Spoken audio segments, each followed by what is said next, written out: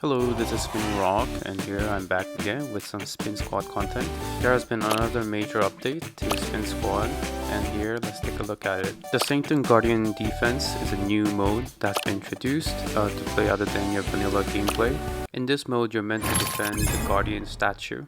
And here we have the Paladin statue, which is the default. In this mode, you can use your gold to buy mythics or buy equipments, which is kind of new. I was pretty confused at first because it's my first time trying. So here you'll see me just checking stuff out and adding items to my mythics randomly. The Paladin statue doesn't really do anything, but it does have stats and it does have skills that you can level up. You can read up on the new skills that the Paladin can gain. But I think mostly all it does is that it just gives buffs and other healings to your existing mythics on the board. I didn't notice when I was playing at first, but you can see that the enemies spawn on both sides. But yeah, I thought only one side will have enemies, so I placed my Guardian on the right side thinking it will always come from the right side. The level and breakthrough levels of the mythics that you summon in this mode corresponds to the level and the breakthrough levels of the mythics that you actually play in the vanilla game. It was only now that I realized that the enemies spawn on both sides, which made me really confused. But yeah, the first few waves can be cleared with mythic level 1, so it should be alright. Iron Cat actually does some work here because he has a lot of AoE attacks, and I think if I level him up, I think I can get pretty far here. Kinda appreciate the devs for introducing a new mode because I was getting a little bit bored of the vanilla game. It was a bit grindy, but this one adds a new flavor.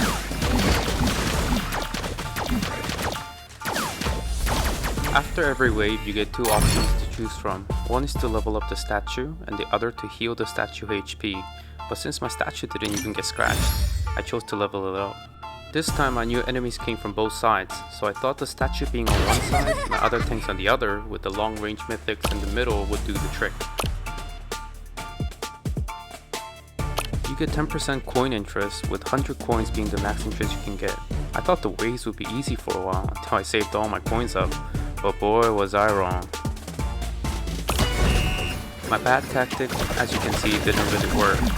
The mobs moved way slower than I thought, so my long range mythics had to move a lot ahead of the statue through the spot. How do I make the statue do some work?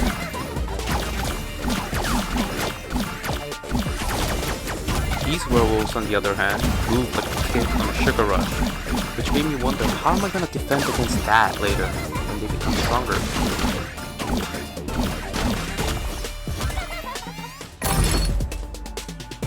Every third wave, you get to choose your epic upgrades, which usually is a good thing, but I didn't get anything useful this time, so weapons it is. There wasn't any good combination to make the offensive items I would like, so I stuck to more tank items.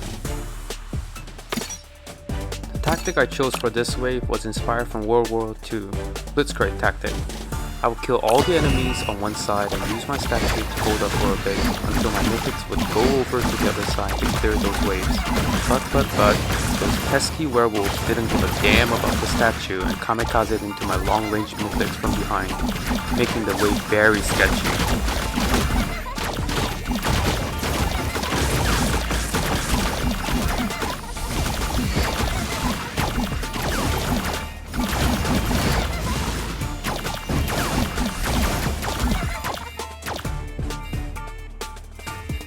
See that? The statue didn't take much damage at all because of the werewolves, so I decided to level it up again. Here you can tap on the enemy symbol and get to check for the quantity of the specific enemy coming at you. You might be wondering why I'm using the same tactic when it didn't work the first time, but the same thing can't happen twice, right? Okay, so for those of you who are watching, it doesn't work, so don't try this at home. Rather, do let me know if you come up with a better one.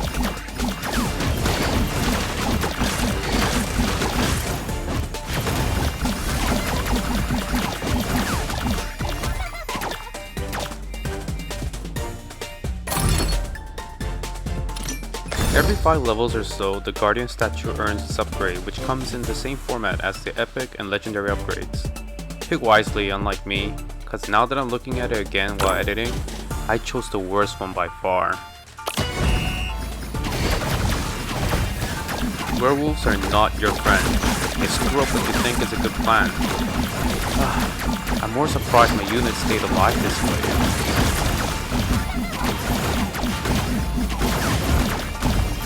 As you can see, I'm overwhelmed at this point and knew I had to stop saving my coins and spend them if I wanted to progress in the garden.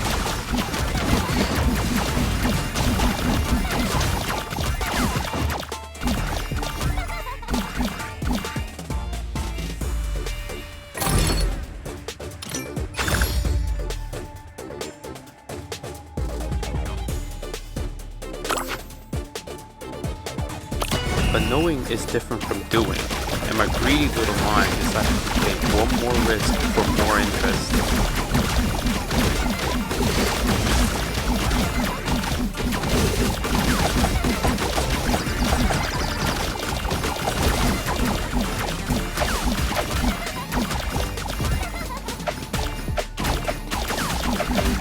And down she goes.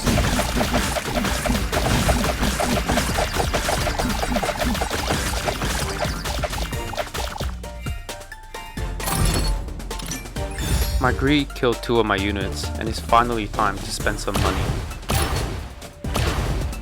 I didn't know too, but spending money on mythics costs 5 more every time. All that money and only got units that deal no damage. Oh, I'm doomed.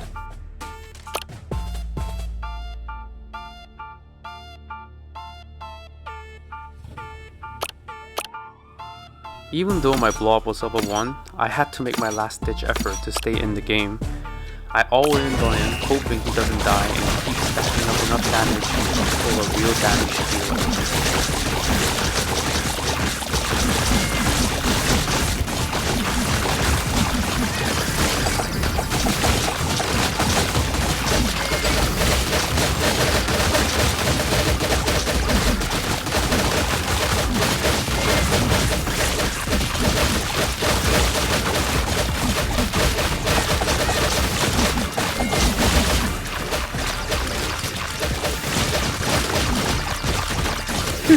He made it.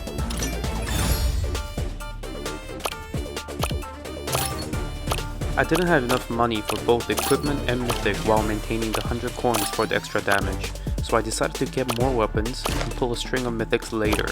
The dream is still hanging.